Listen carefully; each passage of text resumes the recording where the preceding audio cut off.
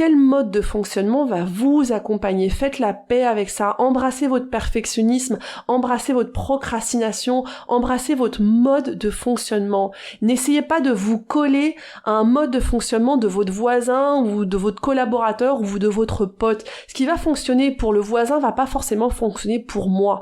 Essayez tout d'abord vraiment de faire ce point, de dire ok, c'est quoi mon mode de fonctionnement? Pourquoi je procrastine? Est-ce que je procrastine parce que j'ai besoin de temps pour faire mûrir mes idées? Est-ce que je procrastine parce que finalement j'ai peur que le résultat ne soit pas celui que j'avais projeté, celui qui vraiment fait partie de mes rêves?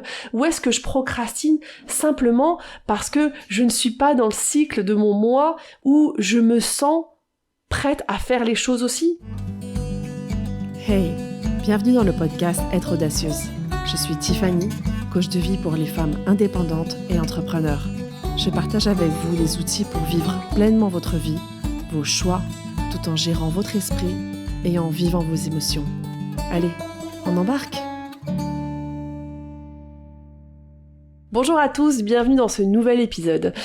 Alors aujourd'hui, je pense que vous allez adorer cet épisode parce qu'on va parler de procrastination, mais on va essayer pas forcément de la voir comme un ennemi. J'ai l'impression qu'on me parle ces dernières années énormément de procrastination. Tout est sous l'étiquette de procrastination. C'est le mal du siècle. Je pense que c'est aussi très lié avec nos chers réseaux sociaux et notre cher Netflix qui nous fait tous tomber dans un trou noir où on n'a plus envie d'en sortir et particulièrement de sortir de ce trou noir du canapé.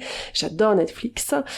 Mais je pense aussi qu'on fait un gros drame sur la procrastination. Alors oui, il y a des personnes, je pense peut-être, qui ont un problème avec ça. Alors je dis un problème entre guillemets parce que je pense qu'on crée le problème. C'est un faux problème et qui est très facilement résolutif. Mais je pense aussi qu'il y a des gens qui s'étiquettent avec la procrastination et qui en réalité ne l'est pas. Et donc on va parler de tout ça aujourd'hui, on va essayer de faire un mix des deux et ce que j'aimerais bien c'est que vous essayiez de vous situer, d'essayer de comprendre quelle est votre relation avec la procrastination? Est-ce que c'est réellement de la procrastination? Et la première chose, vraiment, et mon intention que j'ai aujourd'hui, c'est que vous commenciez à aimer votre mode de fonctionnement, à aimer votre procrastination quelque part, et si vous êtes à milieu de l'aimer, alors peut-être de l'écouter, peut-être d'essayer de la comprendre, d'où elle vient, parce que deux choses. D'une, la procrastination, c'est une affaire émotionnelle et c'est une affaire d'état d'esprit. C'est-à-dire que votre procrastination, ça va dans votre ligne d'action, on va dire, et on sait que qu'est-ce qui conduit nos actions, ce sont nos émotions, et qu'est-ce qui crée nos émotions, en règle générale, face à la procrastination, ça a à voir avec votre état d'esprit. Et toute chose qu'on veut changer, il faut d'abord faire la paix avec ça. Parce que quelque chose qui fait partie de nous, quelque chose qui fait partie de notre mode de fonctionnement qu'on ait mis en place, que ce soit automatique, inconscient ou conscient, c'est important d'abord d'embrasser ça, de l'accepter, de le voir, de devenir quelque part sa pote avec nous-mêmes, d'accepter l'entièreté de ce qu'on est, pour pouvoir le changer, non? Avec ces rapports de force et avec cette façon qu'on a vraiment de bannir et d'interdire notre façon d'être, finalement, on laisse notre mode de fonctionnement latent quelque part et il finit toujours par ressortir. Alors que quand on accueille sa façon d'être dans cette globalité, c'est beaucoup plus facile de modeler parce que on n'éradique pas sa procrastination. Nous sommes tous des êtres humains, nous sommes tous à la recherche de plaisir, on veut tous éviter la douleur, c'est humain, c'est qui on est, c'est normal. Donc arrêtons aussi de faire le diable à la procrastination au moment où on n'a pas envie de faire les choses et essayons d'embrasser un maximum pour pouvoir avoir un état d'esprit ou un état d'action, si vous préférez, résolutif. Alors, je pense qu'il y a beaucoup d'aspects de la procrastination et je pense que je ne les connais pas tous. Je vais essayer d'être assez humble vis-à-vis de ça et je vais vous parler de ma propre expérience et de là où j'ai pu être témoin de ce que me racontent mes propres clients. La procrastination d'ailleurs, c'est quoi d'abord ? Si les personnes ne savent pas ce que c'est, ça veut dire c'est un peu remettre les choses au lendemain, ça veut dire ne pas faire les choses à laquelle on aspire, on avait prévu de faire et toujours les reporter et jamais se mettre au boulot quelque part. Donc on procrastine, on remet les choses à plus tard. Je pense que c'est important aussi de comprendre que on procrastine quand on a un résultat négatif aussi. Parce que parfois, on remet les choses à plus tard, on se met cette étiquette qu'on procrastine, mais on sait aussi pertinemment qu'on va faire les choses. Ça, c'est une tendance que moi, j'ai beaucoup tendance à faire. C'est-à-dire que j'ai tendance à me culpabiliser parce que je ne fais pas les choses à un moment où je l'avais prévu, ou plutôt, ça a été plutôt une réalité présente dans mon passé proche, on va dire. C'est quelque chose que j'ai travaillé ces derniers mois, où je culpabilisais beaucoup, où je dépensais beaucoup d'énergie mentale à me dire « mais tu devrais, t'aurais pas dû annuler, il faut que tu le fasses maintenant parce que tu l'as prévu, parce que c'est pas bien, il faut pas procrastiner. » Et ça, c'est la première facette de la procrastination que je voudrais parler avec vous. On passe beaucoup de temps à dépenser de l'énergie mentale et à se culpabiliser, sachant que on sait qu'on va faire les choses. Et ça, c'était mon cas. Ça veut dire que je ne m'autorisais pas à remettre les choses au lendemain ou à la semaine suivante parce que j'ai très attaché à mon agenda, à mon engagement, à ce que j'avais prévu de faire. Pourtant, je sais que je suis une personne qui honore toujours mes engagements. Et donc ça, je voudrais déjà que vous fassiez le point avec vous-même. Est-ce que vous êtes une personne qui honore ses engagements, oui ou non? On n'est pas là pour dire si c'est bien ou si c'est pas bien, on s'en fout complètement. L'idée avec cet épisode, c'est que vous puissiez comprendre votre mode de fonctionnement, l'accepter et modeler, on va dire, affiner selon la direction où vous voulez aller. Moi, par exemple, je suis où je veux aller, j'ai plus envie de me culpabiliser, j'ai envie de vraiment me faire confiance dans cette globalité et de me rapprocher le plus proche possible, j'allais dire, c'est pas très français ce que je dis, de mon rythme interne et de me rassurer quand j'ai ma petite voix qui me dit « mais non, n'annule pas, mais non, tu devrais, mais t'avais prévu de faire ça, c'est pas bien, il faut absolument que tu le fasses ». Donc là, par exemple, je vous partage mon expérience personnelle en live, j'ai mes règles. Et quand j'ai mes règles, j'ai tendance à tout arrêter. C'est-à-dire que je m'autorise à procrastiner à fond. J'adore ça. Je m'autorise aussi à manger des choses plus sucrées que je vais pas forcément m'autoriser toujours dans le quotidien. C'est-à-dire que je lâche prise. J'ai un gros lâcher prise quand j'ai mes règles. J'adore faire ça, j'en ai besoin et je le savoure vraiment pleinement. Sauf que quand j'ai commencé à faire ça, je me bourrais de culpabilité. Et c'est-à-dire que je tirais sur la corde, je ne respectais pas mon rythme interne. Pourtant, je savais que quand j'étais dans une autre phase de mon cycle, où je suis beaucoup plus productive, je pouvais produire tout ce que je n'avais pas produit pendant cette phase d'hiver, on va dire, cette phase de cycle où je suis beaucoup plus en repli sur moi-même. Je vous ferai, je pense, un épisode d'ailleurs sur l'organisation versus votre cycle féminin, parce que moi c'est quelque chose qui me passionne, c'est quelque chose que j'utilise au quotidien et qui a vraiment changé ma vie. Mais le temps de le mettre en place, je me bourré de culpabilité. C'est-à-dire que je dépensais beaucoup d'énergie mentale. Et là, dans la procrastination, que ce soit par manque de confiance en soi, qu'on va faire les choses parce qu'on sait qu'on a un fort engagement, ou parce qu'on n'a pas un fort engagement avec soi-même et qu'on a peur de ne pas faire les choses, la première chose à comprendre, c'est qu'on dépense énormément d'énergie mentale. C'est-à-dire qu'on a un débit de pensée monstre sur comment on devrait faire les choses, sur ce qu'on n'a pas fait, sur quel moment on va le faire. Et ça, je pense que, personnellement, c'est inutile. Ça veut dire que tout ce qu'on veut dans notre quotidien, c'est avoir plus d'énergie, plus de temps, mais plus de temps aussi où on se sent disponible. Or, quand on dépense beaucoup d'énergie mentale à penser à faire la liste de toutes les choses qu'on aurait dû faire, qu'on n'a pas faites, et quand on va le faire, c'est de l'énergie qu'on crame al pedo, comme on dit en espagnol. Ça ne sert complètement à rien. Et donc pour les personnes comme moi, par exemple, qui dépensent beaucoup d'énergie mentale et à culpabiliser parce qu'elles devraient faire alors qu'elles ont un fort engagement avec elles-mêmes, je pense que là, ça ne sert à rien ces méthodes très disciplinaires sur la procrastination. Alors, je pense que ces méthodes, oui, fonctionnent à certains moments jusqu'à qu'on construise une relation de confiance avec soi, confiance avec son engagement. Mais quand on a un bel engagement avec soi et on sait que de tous les cas, on va respecter les deadlines, on va respecter notre engagement, on va respecter les choses qu'on avait prévu de faire, c'est un très bel exercice de commencer à respecter votre rythme interne, votre rythme de création et votre rythme de fonctionnement. Et pourquoi je dis ça? Parce que parfois, la procrastination, c'est aussi un moment de création. C'est-à-dire que, par exemple, je vous donne un autre exemple, j'ai tendance à procrastiner quand je vais faire un podcast. Donc en règle générale, je vous enregistre un épisode tous les jeudis, c'est le rendez-vous que j'ai avec moi-même, même si j'ai mes règles et même si j'ai envie de lâcher prise avec tout ça, et j'ai tendance à procrastiner avant. Ça veut dire que si je me suis planifié de le faire à 10h, bah voilà, là il est 11h30 et je commence que maintenant. Il y a un moment, j'ai compris que ma procrastination, elle était complètement utile, parce que c'était en réalité moi qui tournoyais autour de mon travail pour pouvoir mettre en place ma création. Ça veut dire que mon podcast, en réalité, il se met déjà en place dans ma tête, parce que je pense, parce que je réfléchis, je fais des petites notes, et plus on laisse place à ça, plus finalement après ma mise en action, c'est-à-dire que le moment où je vais m'asseoir à vous parler, bah il va être beaucoup plus efficace et ça va être beaucoup plus rapide. Donc là en l'occurrence la procrastination, quand j'ai accepté, j'ai commencé à l'aimer et à la comprendre, bah je me rends compte que elle est utile. Alors, je dis toujours le mot procrastination, parce qu'en réalité, ce ne l'est pas. C'est pas un moment de procrastination, mais on a tendance vraiment à mettre cette étiquette toujours quand on se met pas au travail tout de suite quand on l'avait prévu. Donc, je vais continuer à utiliser ce terme de procrastination d'utile. Il y a aussi sur d'autres types de tâches, la procrastination, ça peut vous aider à faire le tri. Ça veut dire que quand on remet à plus tard des tâches qu'on n'arrive jamais finalement à se décider à faire, parfois on peut se rendre compte que c'est aussi parce que elles sont pas forcément utiles. C'est un laps de temps, j'aime bien, où on peut réfléchir à se dire mais est-ce que ça correspond vraiment à ma priorité? Est-ce que ça correspond vraiment? Je vous parlais dans un podcast précédent et on est dans le mois qui suit, on va dire, les résolutions.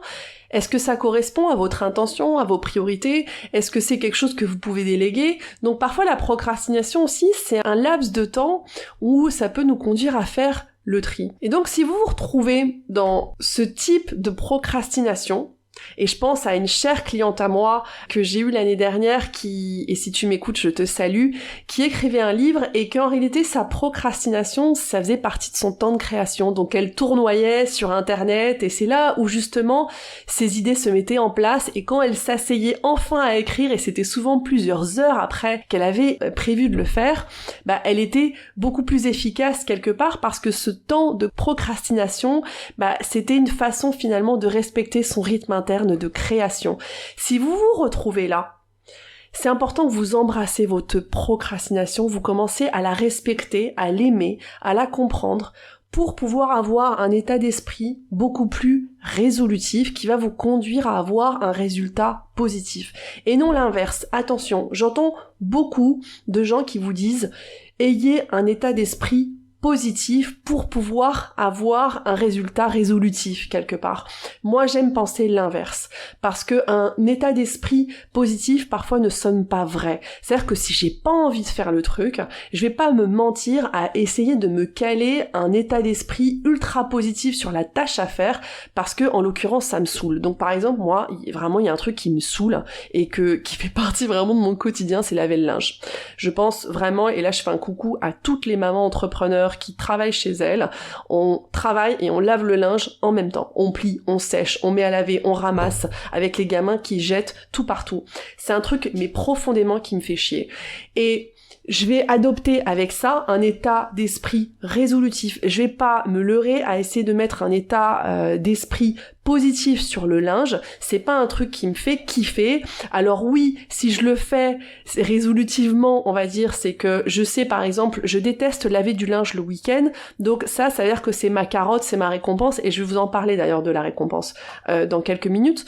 C'est ce qui va me conduire à avoir un état d'esprit résolutif et qui va me motiver, qui va générer cette motivation pour pouvoir laver le linge. Donc là, on est jeudi, je suis en train de faire mes machines. Comme ça, je sais qu'entre jeudi et vendredi, tout va être sec. Et samedi, dimanche, je ne veux pas toucher une panière de linge. Ça, c'est ce qui, moi, me fait du bien. Le week-end, j'ai besoin de lâcher prise sur ça. Donc, essayez de voir aussi où est-ce que vous vous mentez parfois à vous-même. Parce que ces états d'esprit positifs, selon moi, ne fonctionnent pas à long terme. Parce qu'il y a un moment quand on veut changer son état d'esprit et arrêter de dépenser de l'énergie mentale, il faut que ce soit aussi une méthode qui dure à long terme. Et là, moi, je pense que c'est beaucoup plus efficace d'avoir un état d'esprit résolutif et aussi réel et vrai, authentique face à vous, et pas positif. Donc pensez à moi et mes panières de linge, essayez de voir dans vos tâches que vous procrastinez, quel état d'esprit peut vous conduire à le faire, mais qui soit aussi authentique à vous-même. Donc si vous retrouvez dans cette section de fausse procrastination, comme j'aime bien le dire, essayez un maximum de comprendre votre mode de fonctionnement, de l'embrasser, de l'aimer. Ne traitez pas les symptômes. Les symptômes, ce sont vos actions parce que ce mode de fonctionnement sera toujours latent et prêt à revenir. Donc, si vous acceptez et si vous comprenez votre mode de fonctionnement, vous pouvez construire une nouvelle façon de travailler quelque part. Regardez cette frontière de procrastination si ce n'est pas un temps de création, un temps de maturation ou un temps où vous faites le tri. Parce que comme je vous disais, procrastiner, ça peut être aussi un temps de filtre pour définir si vraiment ce que vous voulez faire, ça vaut la peine, oui ou non, ou ce temps de création pour pouvoir réellement après vous mettre au travail. Faites la paix avec votre mode de fonctionnement. Quand on parle d'organisation de temps, oui, il y a des méthodes qui fonctionnent. C'est comme les régimes. J'adore d'ailleurs faire ce parallèle entre procrastination, organisation de temps et régime et alimentation. Si vous vous collez toujours une façon de manger qui n'est pas la vôtre, qui ne correspond pas à qui vous êtes, ça ne va pas fonctionner au long terme. Donc je pense qu'il faut vraiment comprendre sa façon, son mode de fonctionnement, l'embrasser et à partir de là, voyez si vous avez besoin de changer quelque chose ou tout simplement de faire la paix avec votre mode de fonctionnement. Acceptez, pensez à ma cliente qui écrit un livre, acceptez qu'elle a besoin de tournoyer pendant quelques heures pour pouvoir être créative et c'est exactement moi ce qui m'arrive pour le podcast. Souvent j'ai tendance à même me faire les ongles. Je sais que pour moi c'est vraiment un élément qui me montre que oui, je procrastine, on va dire l'heure, je mets un délai, on va dire à mon exécution, mais je sais aussi que ça va me permettre d'être beaucoup plus efficace. Donc faites la paix avec vos modes de fonctionnement.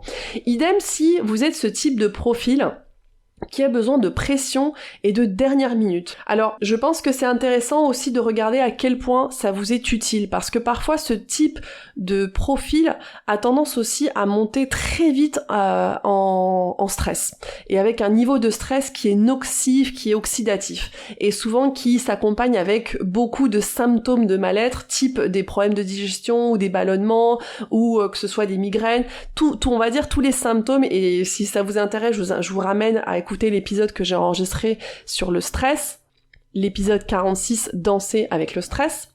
Si ça vous pose pas de problème, zappez cette partie et continuez votre mode de fonctionnement. Déjà, je pense que ça aussi, c'est important de faire la paix avec ces modes de fonctionnement. Si travailler à la dernière minute avec cette pression fonctionne très bien avec vous et ne vous donne pas un résultat négatif, pourquoi changer, franchement? Parce que la société dit qu'il faut faire les choses en avance, on s'en fout complètement.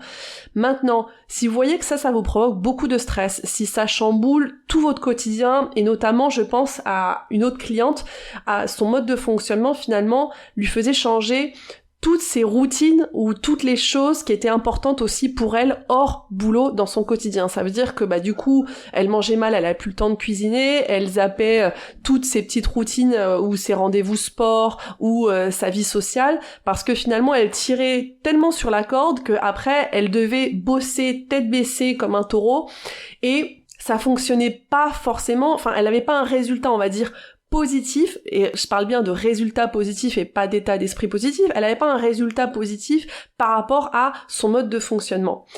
Si vous vous retrouvez dans ce cas-là, essayez d'avancer cette deadline. Si vous pensez que vous avez besoin de vous mettre la pression pour fonctionner, et en règle générale, ça a aussi souvent à voir avec les perfectionnistes, essayez d'amener cette émotion de pression à l'avance. Ça veut dire créer vous-même l'urgence en décidant une tranche horaire ou une frange horaire où vous aurez fini. Donc ça, c'est quelque chose que moi d'ailleurs je fais beaucoup. Ça veut dire que je ne subis pas mon temps, je décide combien de temps je vais y consacrer. Alors je suis une personne qui a tendance à faire les choses en avance parce que je n'aime pas inviter le stress oxydatif dans ma vie parce que j'ai déjà un terrain inflammatoire et donc ça veut dire que si je suis très stressée, tout d'un coup j'ai des ballonnements constamment, je peux avoir des nausées, enfin je ne suis pas la version de moi-même de comment j'ai envie de me sentir. Donc ça veut dire que moi je vais amener cette pression entre guillemets sans vraiment me mettre la pression mais amener on va dire ces deadlines en avance et je vais décider par exemple que en 2 heures c'est bouclé et c'est fini. Ça c'est pour moi un outil ou c'est une modalité de fonctionnement qui me sert. Essayez de voir si vous pouvez créer cet environnement pour pouvoir amener en avance cette telle ou telle tâche que vous devez faire. Et si vous êtes perfectionniste, et on va parler du perfectionnisme, parce qu'en règle générale, ça va de pair avec la procrastination, je trouve que c'est intéressant cette méthode parce que ça vous laisse de la place par la suite de perfectionner votre travail.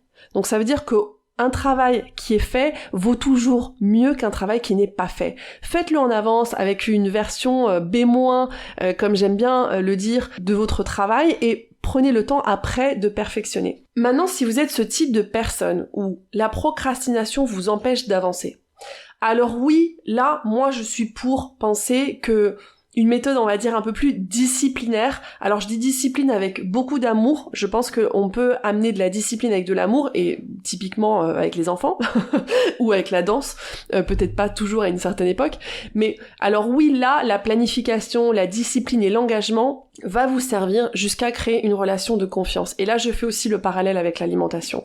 Ça veut dire que dans certaines situations, quand on sait qu'on n'a pas une relation, on va dire, forte avec son propre engagement, parce que vous savez que vous allez remettre tellement les choses à plus tard que finalement vous allez finir par les abandonner et ne pas les faire, là, oui, planifier, ça va vous être utile. Et ça veut dire que vous allez utiliser votre cerveau préfrontal cortex, votre cerveau humain, et je vous en parle souvent dans les épisodes ou dans mes programmes où je parle d'alimentation, parce que le cerveau préfrontal cortex, c'est lui qui a cette fonction de vision, c'est lui qui aspire, qui a de l'ambition, qui projette, c'est lui qui est en train de se dire j'aimerais bien avoir réalisé tel ou tel projet dans X mois, je voudrais être cette version de moi-même l'année prochaine. C'est vraiment lui qui a cette habilité de se projeter. Et le cerveau primitif, c'est lui qui va décider sur le moment de dire « Non, j'ai trop la flemme, je pense qu'on est vachement mieux à scroller », c'est lui qui va chercher tout le temps cette récompense, cette gratification immédiate, ce plaisir immédiat. Et c'est là où j'aime bien penser le désir. Par exemple, c'est lui qui va aller chercher, par exemple moi toujours, de manger plus de chocolat tout de suite parce que ça va nous faire du bien et ça va nous sortir de cet inconfort qu'on est en train de sentir sur le moment. Alors là, je pense que oui, vous avez besoin d'outils de planification. Vous avez besoin de décider à l'avance à quel moment vous allez faire telle ou telle tâche. Donc là, je vous envoie à mes programmes, mes podcasts, et je vais pas vous faire la listing sur la gestion de temps. Et vous avez besoin de discipline. Ça veut dire que vous avez besoin de discipline, d'avoir un fort engagement avec vous-même. J'aime bien penser que la personne qui planifie, c'est un peu le CEO de sa vie et celui qui va exécuter, c'est le directeur exécutif. En réalité, c'est vraiment cette relation entre le cerveau humain et le cerveau primitif. C'est-à-dire que vous allez décider à l'avance pour votre futur vous, pour finalement vous économiser une conversation sur le moment de dire j'ai la flemme, je veux pas et tout ça. Et pourquoi, si vous planifiez, vous allez le faire, vous allez aussi vous planifier la carotte. J'aime bien. T'as besoin de la carotte derrière, donc l'excuse, la récompense. Et quand t'as une récompense, et moi c'est exactement ce que je fais sur des sujets où je vais beaucoup plus procrastiner. Donc par exemple, je vais beaucoup procrastiner souvent sur la musique. Ça veut dire que, et ça a à voir avec mon perfectionnisme aussi, et je vais vous en parler tout de suite. En règle générale, les personnes qui procrastinent, c'est qu'elles ont peur de mal faire ou peur que le résultat ne soit pas celui imaginé. Parce que quand on passe pas à l'action, finalement, tout est possible. C'est-à-dire que le rêve perdure. Tout va rester dans notre cerveau où tout est possible, où on pense qu'on va pouvoir tout faire. Alors que quand on commence à faire, on se confronte aussi à la réalité, qu'il y a des choses qu'on n'arrive pas forcément, qui sont plus difficiles, qu'on peut mal faire. Et c'est exactement moi ce qui m'arrive. Par exemple, là, je suis en train de pratiquer la guitare, et j'ai la même chose avec le piano d'ailleurs, et c'est beaucoup plus difficile de ce que je pensais. J'ai mal aux doigts, j'arrive pas à placer mes doigts, j'arrive pas à faire, j'entends le son dans ma tête, j'entends toute l'harmonie, j'arrive pas du tout à la reproduire, c'est ultra frustrant. Donc forcément, tout cet inconfort, mon cerveau il veut l'éviter, et donc, c'est là où je procrastine.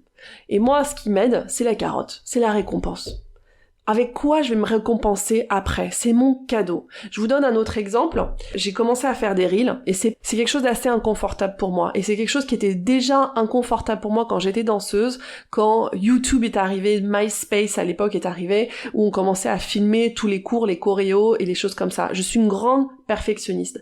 Donc, j'avais énormément de mal à filmer parce qu'il fallait que mes danses soit parfaite. Et j'ai toujours encore cet œil très perfectionniste quand je regarde mes vidéos de danse et avec une conversation beaucoup trop bruyante qui critique. Donc là, j'ai voulu commencer à faire des reels. Ce que je sais faire quand il y a une caméra, c'est de danser.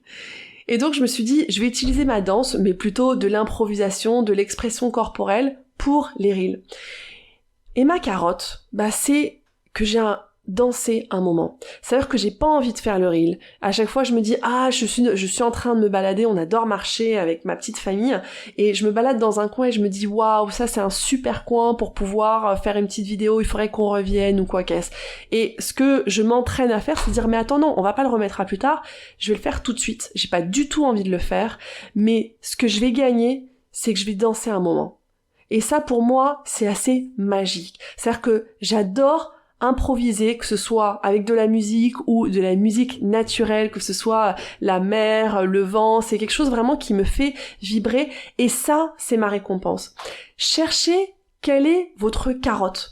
Quelle est la récompense que vous pouvez avoir? Parfois, c'est une toute petite simple récompense, c'est dire je vais m'asseoir 2 heures, je vais bosser, et après je vais me mettre à scroller si votre récompense c'est aller sur les réseaux sociaux, par exemple, parce que ça vous génère du plaisir. Est-ce que c'est après vous faire une vraie pause?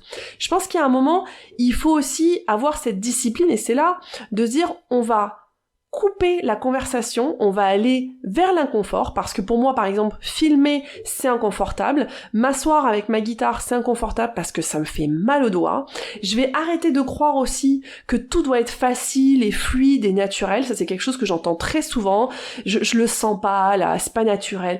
Il y a un moment, merde, il faut arrêter avec ça. Je pense qu'il faut aussi accepter que l'inconfort, c'est ce qui nous fait grandir, c'est ce qui nous fait qu'on apprend des nouvelles capacités, des nouvelles habiletés, donc pensez à moi avec ma petite guitare. Si je passe l'inconfort de la douleur de mes doigts, c'est-à-dire qu'il y a un moment, je vais développer je sais plus comment on dit en français, les caillots, leurs cajos, et pour que ça me fasse moins mal.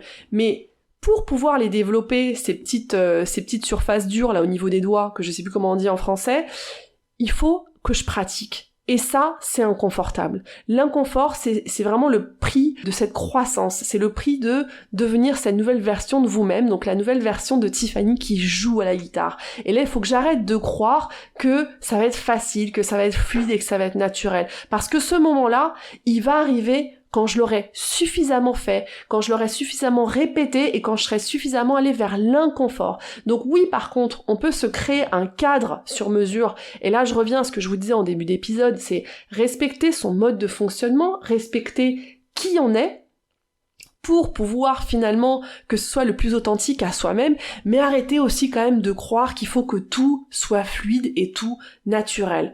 C'est inconfortable et c'est aussi pour ça qu'on procrastine, parce qu'on recherche plus du plaisir. Mais tout dans la vie a ce 50-50, ce côté on va dire plus obscur, plus inconfortable. Tout ce que vous allez faire et toutes les décisions que vous allez prendre vont toujours faire face à une partie qui est beaucoup plus inconfortable. Donc, pour fermer cet épisode, que vous soyez une personne qui procrastine parce que vous avez besoin d'un temps de création, parce que vous avez un fort engagement avec vous-même, mais votre mode de fonctionnement fait que vous avez besoin de tournoyer, que ce soit pour créer ou pour faire le tri, ou parce que vous êtes un profil qui a besoin de se créer un cadre de pression pour faire les choses à la dernière minute, que vous soyez un perfectionniste qui a peur de mal faire parce que vous avez peur de vous confronter à la réalité, que les choses ne vont pas toujours être faciles et fluides. Acceptez votre mode de fonctionnement. Essayez de voir quelle est votre carotte. La procrastination va pas forcément vous faire perdre du temps, et ça, faites la paix avec ça. Par contre, oui, ça va vous faire perdre de l'énergie mentale. C'est une énergie où vous dépensez du temps à penser comment vous allez faire les choses, et vous allez aussi penser que vous ne le faites pas. Lâchez prise avec ça, ça ne sert à rien. Trouvez quel mode de fonctionnement va vous accompagner. Faites la paix avec ça. Embrassez votre perfectionnisme, embrassez votre procrastination, embrassez votre mode de fonctionnement. N'essayez pas de vous coller à un mode de fonctionnement de votre voisin ou de votre collaborateur ou de votre pote. Ce qui va fonctionner pour le voisin va pas forcément fonctionner pour moi. Essayez tout d'abord vraiment de faire ce point, de dire ok, c'est quoi mon mode de fonctionnement? Pourquoi je procrastine? Est-ce que je procrastine parce que j'ai besoin de temps pour faire mûrir mes idées? Est-ce que je procrastine parce que finalement j'ai peur que le résultat ne soit pas celui que j'avais projeté, celui qui vraiment fait partie de mes rêves, ou est-ce que je procrastine simplement parce que je ne suis pas dans le cycle de mon moi où je me sens prête à faire les choses aussi? Je pense que ça, c'est aussi important d'écouter son rythme interne. Alors là, je parle surtout aux femmes avec leur rythme hormonal. Est-ce que vous êtes dans une phase parfois d'accepter où on n'a pas envie de faire les choses parce que votre corps, il a juste besoin de se reposer, comme moi, là. Cette semaine, je procrastine plusieurs choses, mais je le fais avec paix, je le fais avec amour. Et je sais que j'ai un fort engagement avec moi-même et je sais que je vais faire les choses à un autre moment. Concentrez-vous beaucoup plus à développer votre confiance en vous, et à alimenter votre engagement avec vous-même d'une façon respectueuse et d'une façon aimante. Et essayez de comprendre pourquoi vous procrastinez, parce que parfois, c'est aussi utile. Voilà, j'espère que cet épisode vous sera utile pour vous reconnecter avec votre mode de fonctionnement. Je vous embrasse et je vous dis à la semaine prochaine. Mon podcast vous plaît ? Abonnez-vous pour ne manquer aucun épisode. Partagez-le avec vos proches et soutenez-moi en laissant un avis 5 étoiles sur la plateforme que vous utilisez. 1000 merci. Et si vous voulez bénéficier d'un accompagnement, je vous invite à vous rendre sur mon site internet tiffanyminquet.com. Vous pourrez réserver une session gratuite de coaching avec moi, mais vous trouverez aussi l'information sur mon programme pour les femmes entrepreneurs qui veulent lever leurs barrières limitantes pour atteindre leur objectif. Alors à très bientôt.